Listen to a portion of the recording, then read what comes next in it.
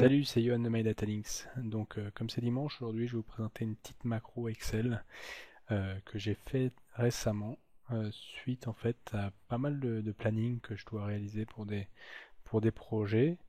Et non seulement je dois faire ces plannings pour suivre, mais surtout en avant-projet pour communiquer sur les projets, communiquer sur le déroulement du projet, sur la charge à estimer, etc. Et donc dans ce cas-là, Excel reste encore le grand maître là-dessus, le plus simple pour faire positionner des ressources, etc.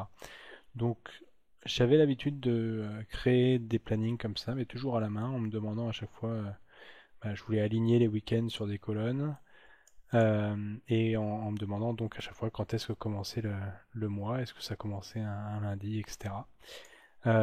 Et donc une fois ça va, mais après ça consomme pas mal de temps.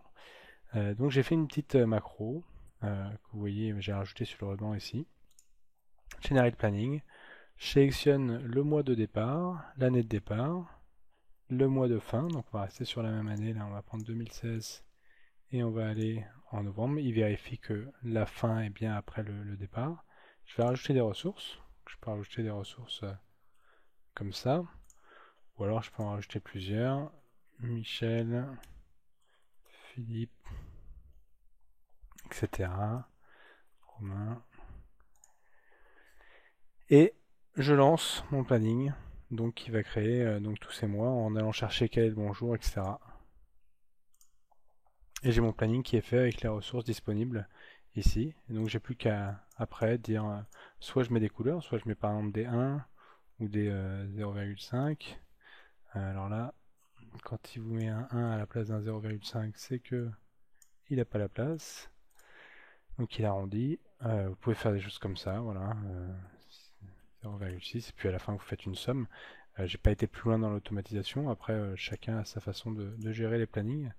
Le but c'était surtout au moins de faire le cadre euh, initial pour bien voir, pour permettre de gérer ces mois-là.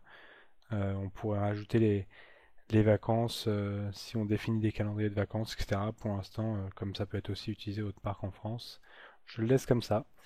Les fichiers seront mis à disposition sur le site MyDataLinks. Vous verrez, là j'ai mis un peu de code dans l'article, mais en fait tout est sur un formulaire qui s'appelle Planning Generator. Tout le code est dedans.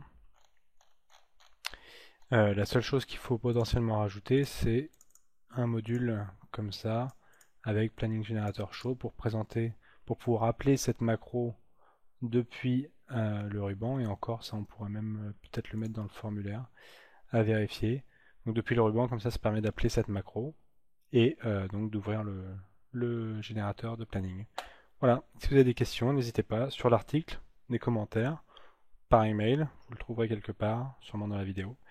Voilà, donc c'était une nouvelle macro du dimanche Excel. À bientôt.